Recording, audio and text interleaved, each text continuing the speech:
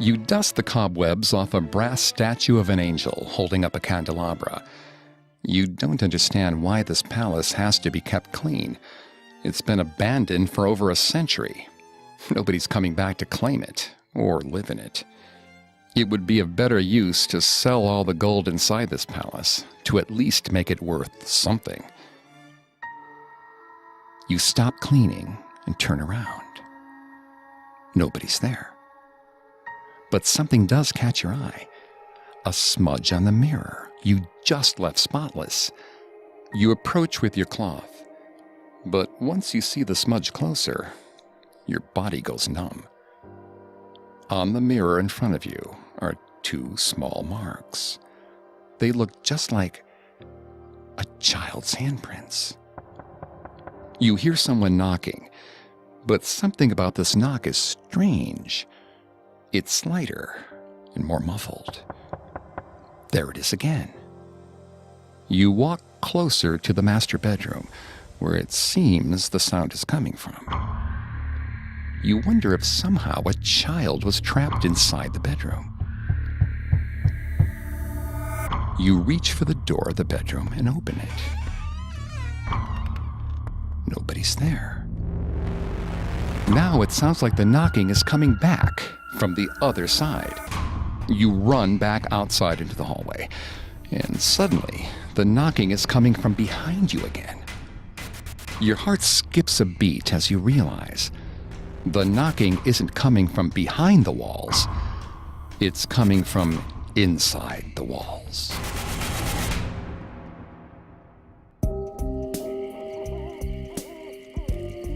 Welcome to Haunted Places. I'm Greg Polson. Every Thursday, I take you to the scariest, eeriest, most haunted, real places on Earth. This week, join me on a supernatural journey to the exquisite, opulent Palacio de Linares in Madrid, Spain, and discover why, to this day, it's haunted. Listen to more episodes of Haunted Places, as well as Parcast's other podcasts on your favorite podcast directory. We're also on Facebook and Instagram at Parcast, on Twitter at Parcast Network, and at parcast.com. Many of you have asked how you can support Haunted Places. If you enjoy the show, the best way to support us is to leave a 5-star review wherever you listen.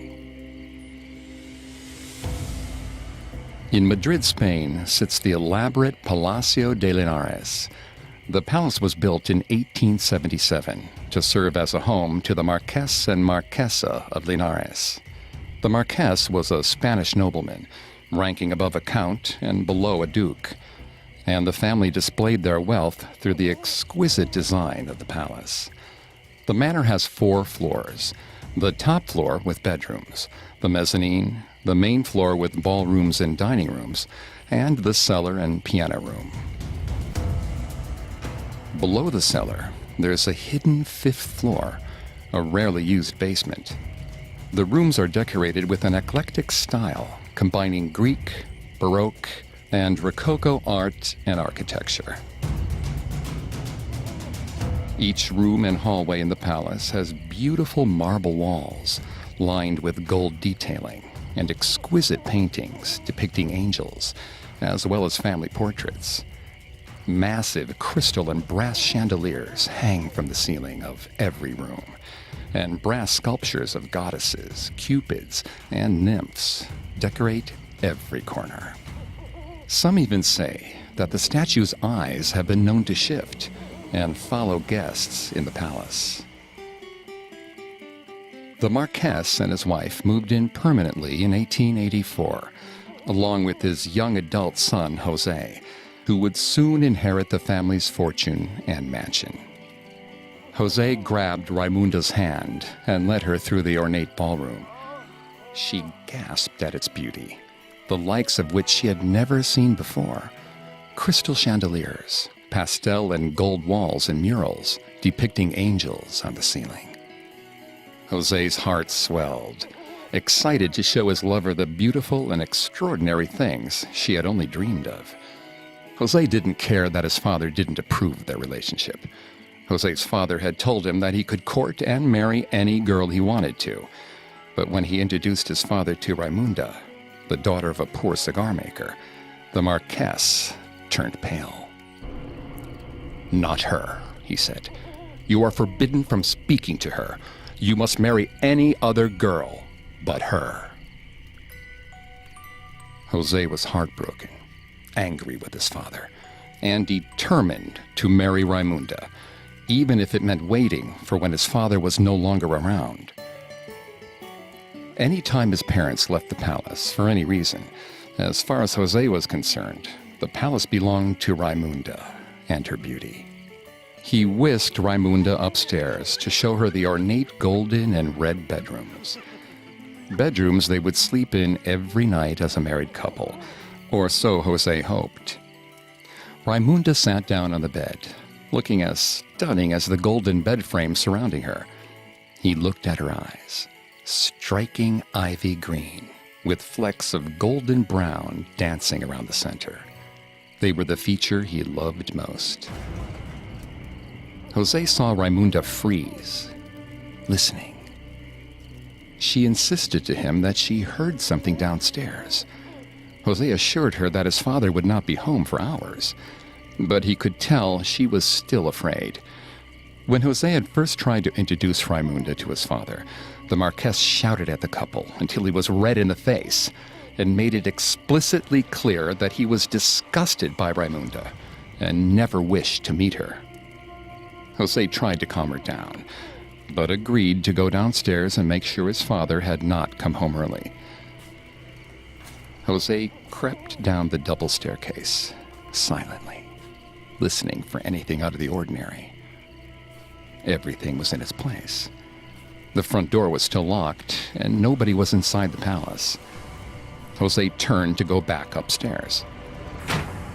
His body froze. The sound was coming from the basement below him. He couldn't imagine his father being down there. Perhaps a maid was in the palace and had seen Jose and Raimunda. He had to make sure nobody told his father of his continuing affair. He took a candle from a statue of a lifeless bronze soldier, using it to light his way. He opened the old door to the basement and descended down the old decrepit wooden stairs. A stair snapped beneath his foot. He almost fell, but managed to grab onto the wall, breathing heavily. By the time he had reached the bottom stair, he still could not see anybody in the basement. "Hello?" Jose called out. There it was again. Something moved across the floor in the other end of the basement. He called out to the person again and moved farther into the dark room. By candlelight, he could see an object silhouetted against the wall. He moved closer. He reached out, trembling. It was only an extra dining room chair. Jose had sworn, he was certain. No, he must have imagined it.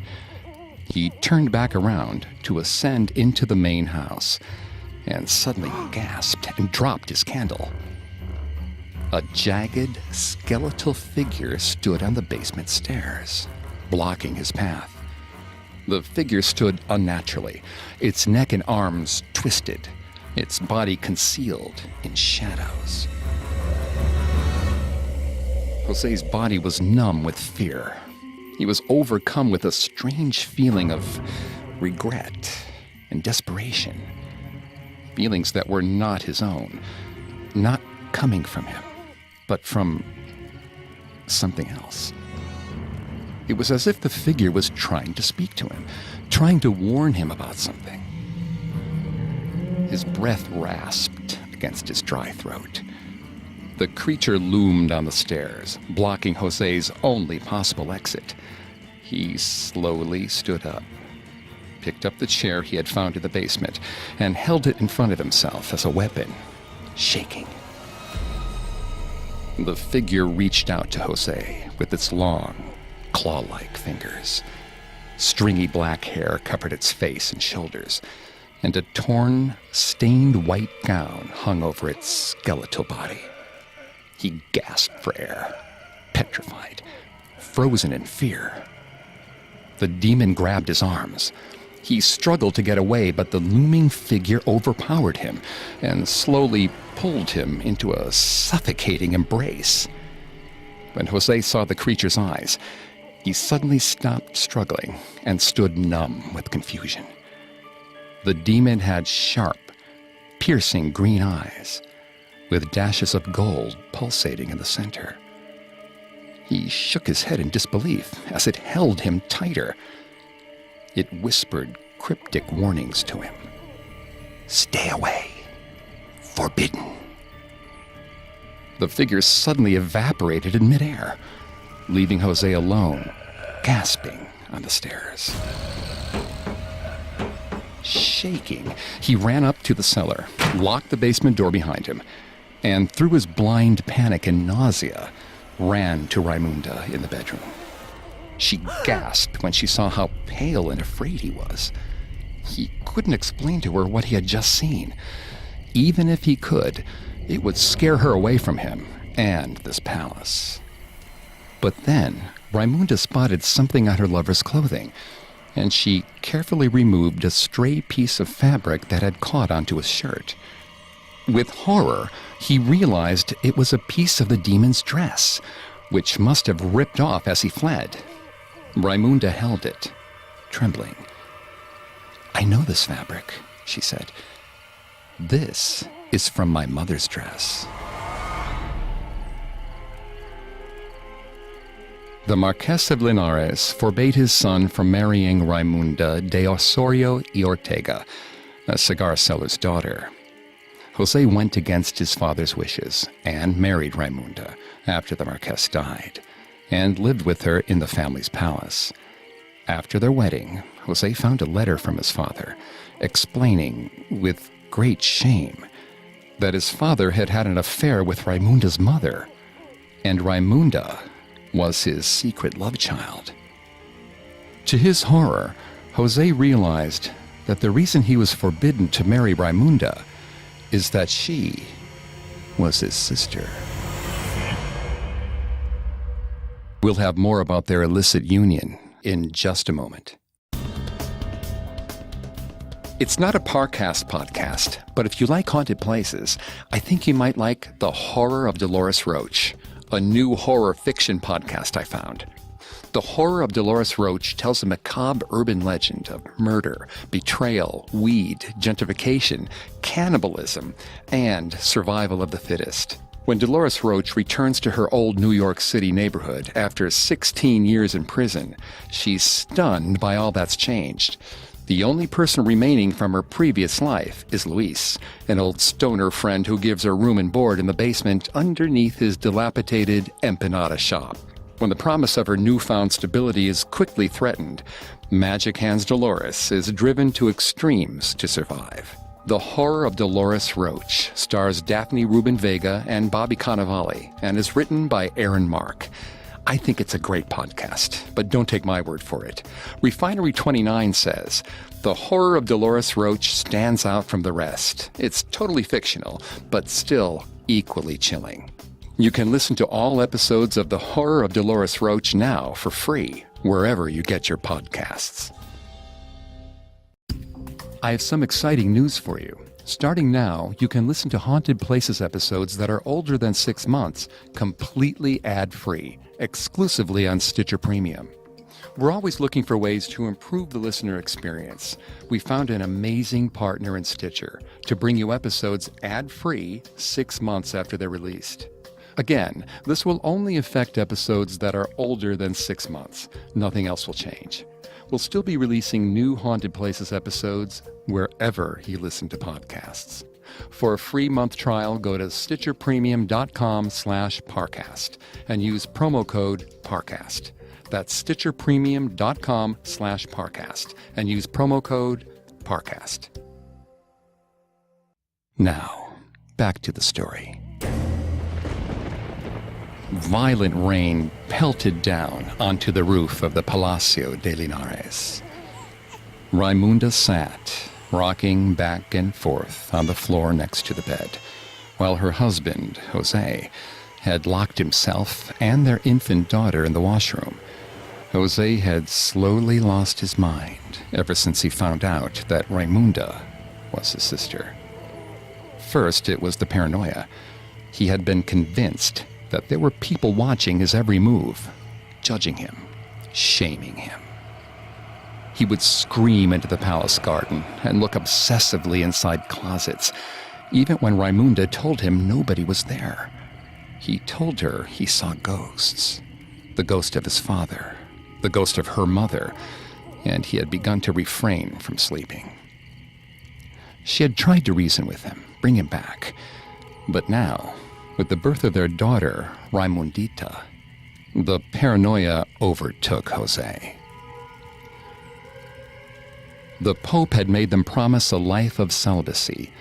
Little Raimundita would be considered a crime against God if anyone ever found out about her. Jose had made up his mind that nobody would. If she was alive, she would never be safe. Her husband had told her that it would be quick, and to pray and repent until he came back inside the bedroom. Raimunda couldn't pray. She heard Jose turn on the faucet of the exquisite gold bathtub. She trembled, hearing the jet of the water fill the empty tub. She couldn't stop thinking about Jose pushing Raimundita under the water. Raimunda felt rage overcome her. Her husband should be punished, should die for what he was doing. And yet, she couldn't bring herself to stop him. If anyone found out about their daughter, she would be excommunicated, ostracized, publicly branded a pervert and a devil worshiper, and an enemy of the church. She became sick to her stomach, hearing water running in the next room over. The crying stopped. Raimunda held her breath, wondering what Jose would do next. She heard the bathtub drain. She sat, shaking, listening to all her husband's movements from outside the bedroom door. She jumped at the unexpected noise. Her heart beat faster. It sounded like someone was trying to break through one of the walls in the palace. She covered her face with a pillow, weeping. Raimunda was sure it was the devil, breaking down the walls to drag her and Jose to hell. She took a deep breath, summoned her courage, and opened the door. As she entered the hallway, her foot caught on something. It was a silk tapestry torn off the wall. She stepped forward and saw Jose, ragged and pale and covered in sweat, dark rings under his bloodshot eyes. He faced the wall where the tapestry used to hang, a hammer laid by his feet. He had broken a hole in the wall and was now sealing it back up, brick by brick. She gasped as she witnessed what he was hiding there. Raimundita limp, her eyes staring lifelessly at Raimunda. Her husband turned to her and sharply whispered for her to go back to bed. Dizzy, she stumbled back into their bedroom as Jose finished patching up the wall. She collapsed on the bed and slept, troubled, hating the man who slept next to her, her brother. Raimunda jolted awake. She had sworn she had heard. She stayed frozen, her heart beating out of her chest. But slowly, she convinced herself that she had not heard anything. Raimundita was dead. Jose had drowned her and hidden her body in the walls. She laid back down to drift back to sleep.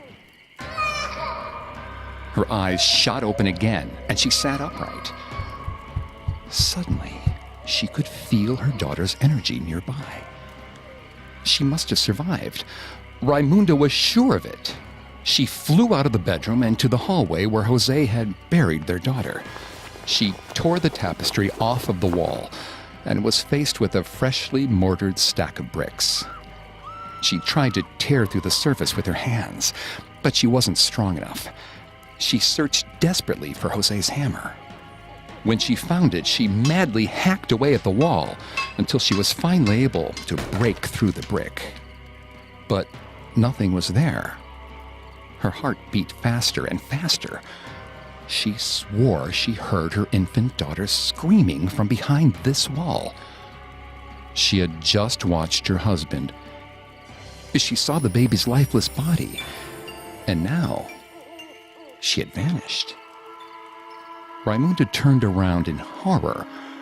She could hear her daughter singing from somewhere else in the house, somewhere behind another wall. She rushed to the wall where the singing was coming from. Suddenly, she heard laughing from behind a painting on the other end of the hallway. Raimunda rushed to Jose, shaking him awake. Jose woke up, shocked. Raimunda cried, "Help me find her. Where is the sound coming from?" Jose stared at her, confused. He didn't know what sounds Raimunda was talking about. Raimunda collapsed on the floor. The sounds of her child crying and singing from inside the walls overwhelmed her.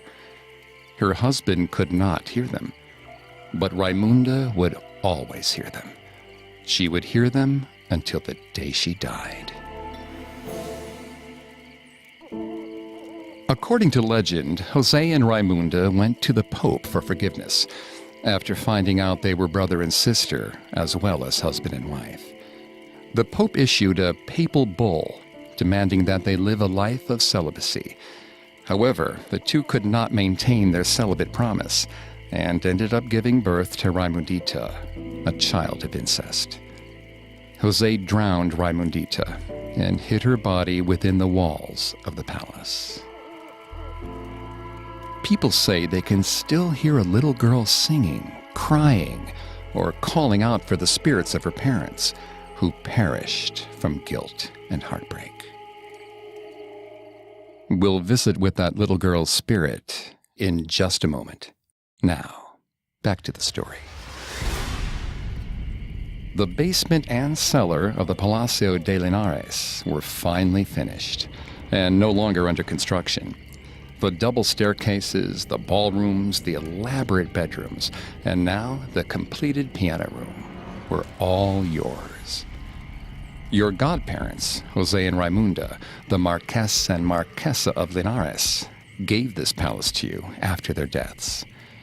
You find it strange that Jose and Raimunda never had any children of their own, because from what you saw of them, they were incredibly in love, obsessed even.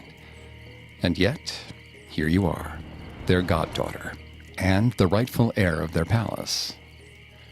You gaze upon the immaculate gold detailing on the walls, the red velvet ropes holding brass chandeliers to the ceiling, and the beautifully intricate tapestries and portraits that decorated the walls of your palace. Your heart begins to flutter with excitement. This palace could be a second home for you. Your parents already have their own mansion, and yet all these rooms, all this gold, and all this magnificent furniture was yours. You could take what you liked, move things to your parents' mansion, and sell the items you didn't fancy. You wander into the master bedroom, adorned with golden statues of Greek goddesses, and lie down on the cloud-like bed, smiling. This truly is heaven. You begin to drift off to sleep, staring at the one grotesque painting in the entire palace, a portrait of your godmother, Raimunda, after her prime. Her corpulent body is unnaturally larger than her small pointed head, and her facial features at that age resemble a pig. Across the room is a similarly vile painting of your godfather Jose. His strange, beady eyes stare at nothing, and a repulsive white mustache takes up most of his face. You giggle to yourself as you drift to sleep. You'll have to move those somewhere else. You don't want to fall asleep every night looking at that. A gust of wind wakes you from your sleep. You must have left the window open. It's dark outside now, and you slowly stand and feel around the room until you can find a candle and a matchstick. The candle illuminates part of the bedroom. Out of the corner of your eye, you see something strange. You step over to the portrait of your godmother and lean in close to see that the portrait has another figure in it, one you didn't notice before. A little girl stands behind Raimunda in the painting. Somehow, she feels more alive than the rest of the portrait. She clings to Raimunda's skirt and looks off toward the direction of the window, a fearful, wary look in her eyes. You step back from the painting and close the window.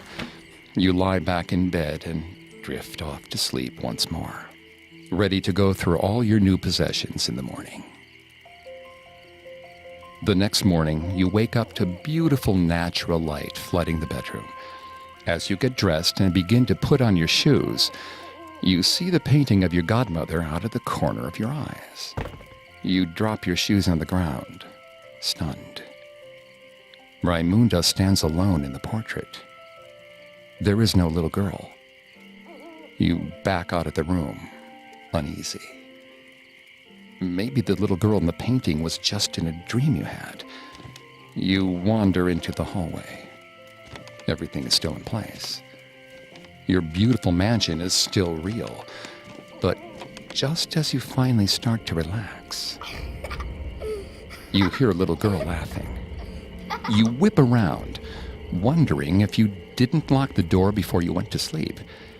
You can't see anyone inside, but wait a minute. There's something strange about the silk tapestry covering the hallway wall. You quietly walk over to it and study the images woven into the fabric. There are angels in heaven playing trumpets and dancing, and a girl dressed in clothes that do not match the robes of the angels. As you look closer, your stomach drops. This girl is undoubtedly the same girl you saw in Raimunda's portrait last night, except now she's smiling and dancing with angels. You tear the tapestry from the wall, hoping to sell it later that day, hoping that when you unroll it for a prospective buyer, the little girl will be gone. When it comes down, you find an uneven brick wall behind it, which looks shoddily constructed, much different from the intricate, fine craftsmanship seen elsewhere in the palace. A strange, innocent, yet haunting laughter echoes down the hallway. You run into the ballroom, where it seems the noise is coming from. You look around, but not for a person. You look at all the paintings. Finally, you find one with two dogs chasing each other.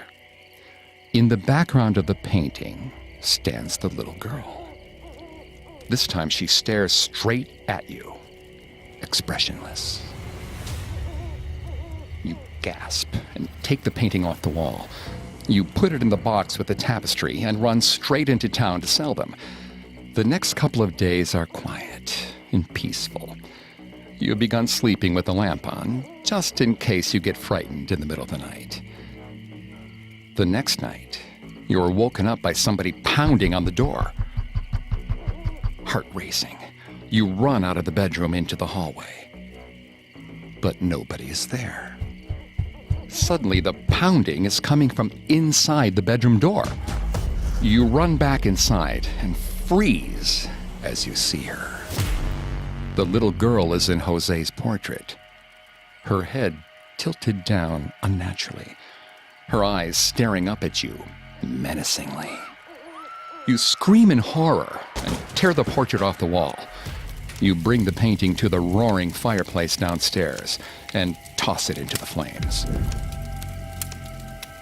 You stare at the painting as it begins to melt, your hands shaking and your breath rattling.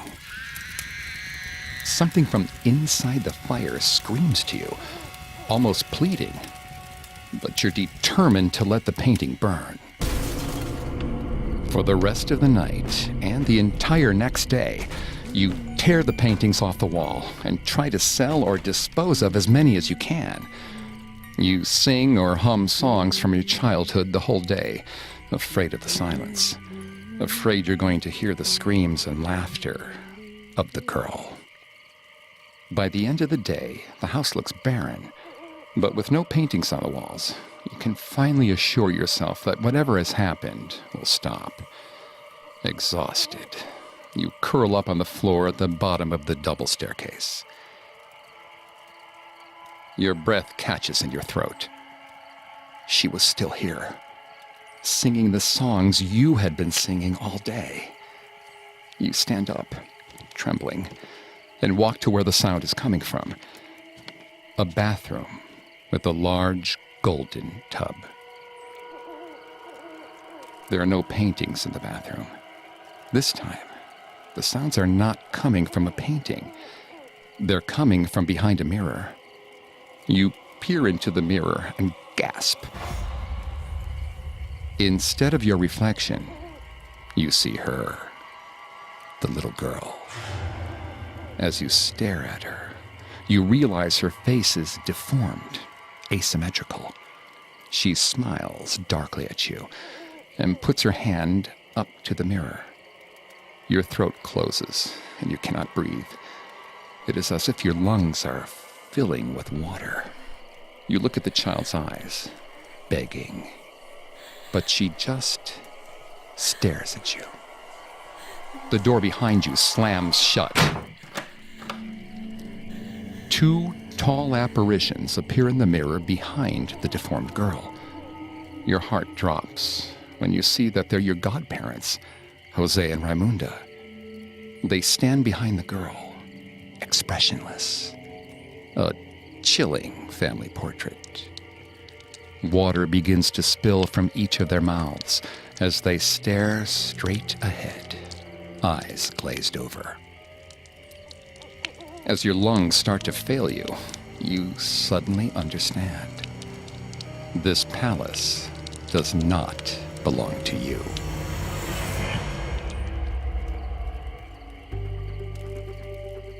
When Jose and Raimunda died, they had no children, so they willed their palace and possessions to their goddaughter.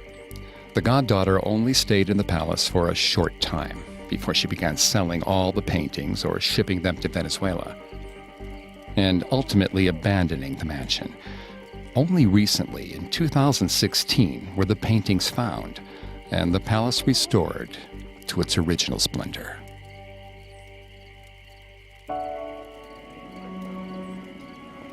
Emily's parents were excited to see the palace. Her father wanted to tour as many historical sites as he could while they were on vacation in Madrid. Emily, however, had become bored of all the stuffy guided tours. Maybe she would have fun if she and other kids could explore the palace on their own. But every tour she had been to on this vacation had a strict regimented order of what rooms people were allowed to stand in and when. Emily's mom began pointing out all the boring golden picture frames and blue marble walls. Emily rolled her eyes as the tour guide droned on about architecture. But she perked up at the sound of distant laughter. She thought there must be other kids her age in this mansion. Emily slowly broke away from her parents, making sure she was being subtle enough that nobody caught her. She pretended to look at a tapestry of a little girl surrounded by angels playing trumpets, and waited for the tour to move on without her.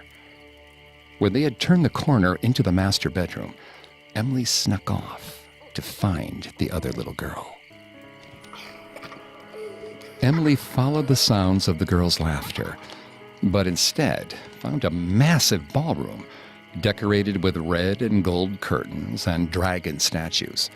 She went through every closet, corridor, and spare room she could find before realizing the girl must not be there anymore. Disappointed, Emily decided to go back to the tour. When she walked back to the double staircase where she left her family, she couldn't find them anywhere.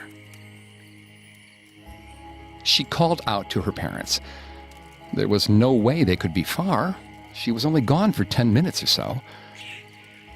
Suddenly, Emily thought she heard their voices in the cellar area where the piano was.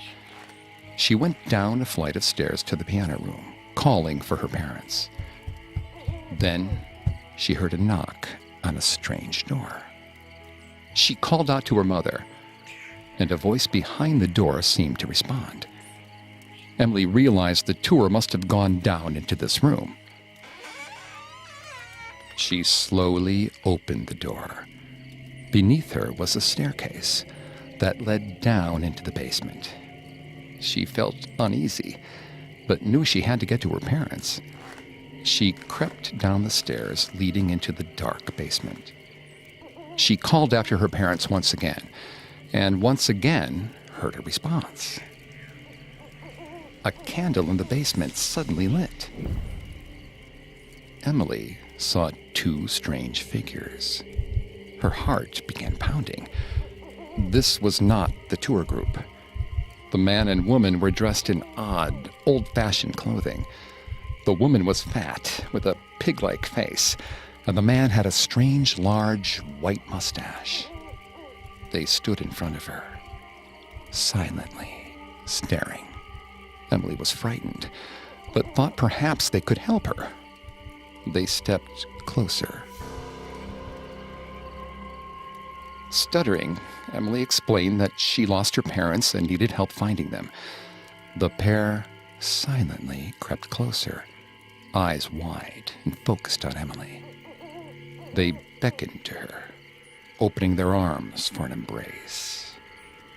She heard the man whispering apologies and watched as silent tears began to stream down the woman's face. Emily backed up, terrified, and turned to run up the stairs, but the basement door slammed shut. The old man and woman kept coming, smiling warmly, sorrow and regret in their eyes. They slowly began to repeat over and over again in a whisper that they had finally found their daughter.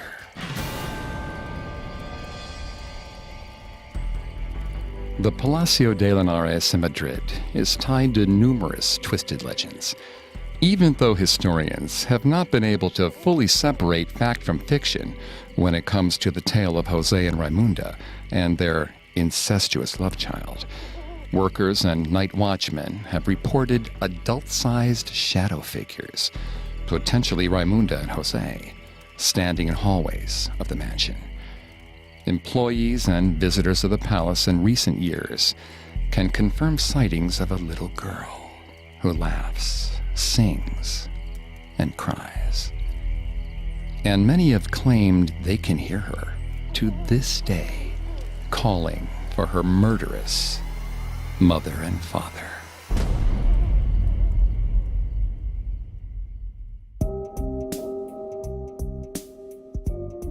Thanks for listening to Haunted Places. A new episode comes out every Thursday. Listen to all of Parcast's podcasts on Apple Podcasts, Stitcher, Google Play, CastBox, TuneIn, or your favorite podcast directory. Many of you have asked how to help the show. And if you enjoy Haunted Places, the best way to help is to leave a 5-star review wherever you listen. We'll see you next week. Haunted Places was created by Max Cutler. It's a production of Cutler Media and is part of the Parcast Network. It's produced by Max and Ron Cutler. Sound design by Ron Shapiro. With production assistance by Joel Stein, Paul Mahler, Maggie Admire, and Carly Madden. Haunted Places is written by Olivia De Laurentiis. I'm Greg Polson.